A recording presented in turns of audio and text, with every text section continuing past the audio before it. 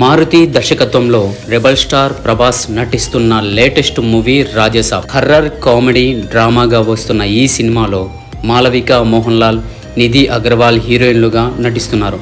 ఇప్పటికే రిలీజ్ అయిన టీజర్ సినిమాపై మరింత ఆసక్తిని కలిగించింది. దీంతో కొన్ని రోజులుగా మూవీ అప్డేట్స్ కోసం ఫ్యాన్స్ 1000 కళ్ళతో ఎదురు చూస్తున్నారు. లేటెస్ట్ గా ఈ మూవీ రిలీజ్ డేట్ ప్రకటించింది చిత్ర యూనిట్. ఈ సినిమాని డిసెంబర్ 5న ప్రపంచవ్యాప్తంగా విడుదల చేయనున్నట్లు తెలిపింది.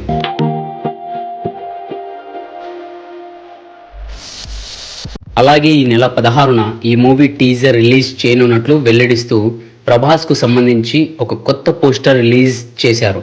ప్రభాస్ నుంచి మొదటిసారిగా హర్రర్ నేపథ్యంలో వస్తున్న మూవీ కావడంతో అందరి దృష్టి ఈ చిత్రం పైన ఉంది.